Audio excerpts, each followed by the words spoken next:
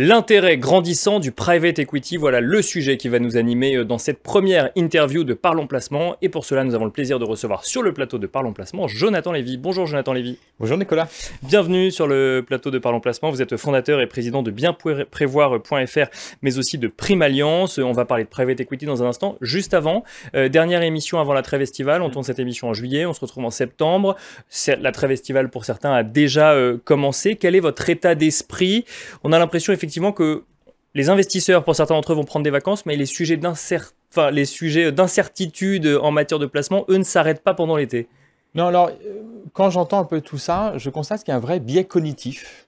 C'est-à-dire qu'on est tous très marqués, c'est normal, par le choc des élections législatives, où on voit qu'il n'y a pas de majorité absolue qui se dessine. Il y a trois grands pôles, pas forcément ceux qui étaient annoncés dans les sondages. On ne sait pas quel gouvernement va être nommé, avec quelle majorité, etc. Donc une vraie incertitude politique.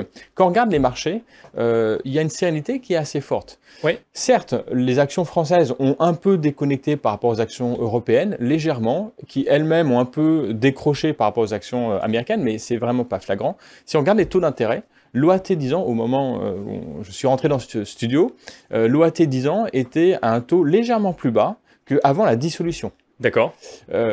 Donc on revient finalement sur des niveaux qu'on a l'habitude de connaître en France sur la dette française. Exactement. Alors si on veut vraiment voir le risque que les marchés financiers voient sur le pays, sur la France, il faut regarder ce qu'on appelle les spreads, le supplément de rendement que l'État français doit payer par rapport à d'autres actifs sans risque. Et ce spread, lui, a légèrement augmenté. Alors justement, qu'est-ce que ça traduit? Ça traduit le fait que les taux globalement ont baissé, le risque pays, le risque France pour les marchés financiers ont un peu monté, c'est vrai, mais légèrement. Mais le mouvement plus important, c'est la baisse des taux. Et on a eu des nouvelles assez bonnes du côté américain, on en avait aussi du côté européen et du côté français sur l'inflation, qui est un sujet majeur pour les marchés financiers et pour les investisseurs. L'inflation a l'air de baisser un peu plus vite que prévu, un peu plus vite que ce que les investisseurs prévoyaient, ce que la Fed prévoyait. Et donc ça ouvre enfin le mouvement de baisse des taux de la Fed, et ça va permettre à BCE d'aller un peu plus vite, ça va donner plus de latitude à BCE pour continuer à baisser ses taux d'intérêt. Et cet effet-là est beaucoup plus fort que les incertitudes politiques qu'on a en France. Donc si je comprends bien, l'investisseur français ne devrait pas se focaliser uniquement sur les sujets politiques qui sont en France ou aux États-Unis, ou sur les sujets économiques en Chine, enfin ce qu'on peut lire un petit peu dans la presse à l'heure actuelle. Finalement, quand on regarde les chiffres, les marchés, on peut partir en vacances serein, on regarde quand même un œil dessus, mais on a un état d'esprit plus optimiste finalement. Oui, c'est-à-dire qu'il faut vraiment déconnecter un petit peu tous ces sujets. L'impact court terme, il n'est pas très fort. Après, structurellement, c'est sûr que l'économie française croît à un rythme plus faible que l'économie américaine. Et donc, ce n'est pas les élections législatives qui changent quoi que ce soit. Ça, c'est un trend qu'on observe depuis de nombreuses années. L'économie européenne elle-même, par rapport à l'économie américaine. Donc, on dit depuis longtemps, diversifiez vos placements, investissez un peu plus en dehors de la France, en dehors de la zone euro. Aux États-Unis, par exemple, on constate des performances sur les actions côté ou non côté, on va en parler, qui sont un peu meilleurs qu'en France. Justement, si on parle maintenant du private equity, le capital investissement en français, cette idée d'investir directement dans des sociétés non cotées sans passer par les marchés financiers, vous constatez qu'il y a un intérêt de plus en plus grand du côté des particuliers, Jonathan Lévy.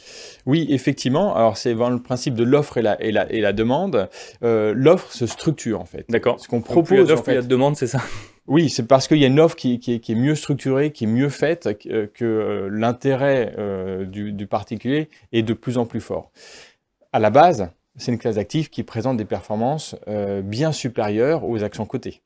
Donc c'est pour ça qu'il y a toujours eu un intérêt, un rêve doux d'aller sur cette classe d'actifs, mais qui était plutôt inaccessible pour les particuliers, qui était une classe d'actifs finalement réservée aux institutionnels.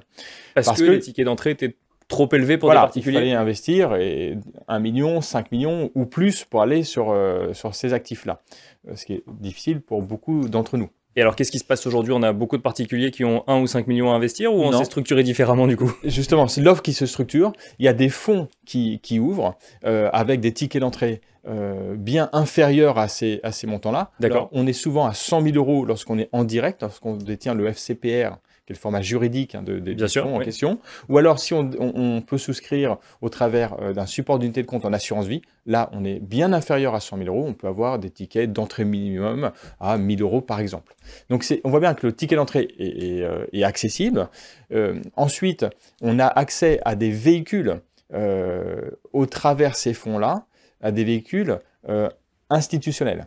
Ces véhicules eux-mêmes vont investir, parce qu'ils sont eux-mêmes très gros, ils vont pouvoir investir dans des fonds dont le ticket d'entrée minimum est de 5 millions. Ça répond en partie à la question que beaucoup se posent. Est-ce que quand je suis investisseur particulier, quand je fais du private equity, est-ce que j'investis dans les mêmes deals, dans les mêmes entreprises que les institutionnels, que ceux auxquels les institutionnels ont droit? Alors aujourd'hui, oui. La réponse est clairement oui, et c'est en ça que c'est intéressant. Quand on regarde les perspectives, elles sont plutôt bonnes sur le private equity, on peut en reparler. En tout cas, France Invest a fait une étude, tous les ans ils font une étude sur les performances passées. Alors, performances passées ne prêchent pas des performances futures, mais ça donne une indication. C'est quand même intéressant de regarder, vous en conviendrez. Et au 31 décembre 2023, les performances qu'on regarde sur 10 ans ou sur 3 ans, elles sont à peu près au même niveau, elles sont de 13% annuelles. D'accord. Donc c'est des performances qui sont quand même très fortes sur une période aussi longue. Bien sûr. Et bien supérieures à ce qu'on peut observer sur les actions cotées, par exemple. Qui dit performance supérieure dit risque supérieur. Quelle est la nature du risque sur le private equity? Alors évidemment, vous avez entièrement raison.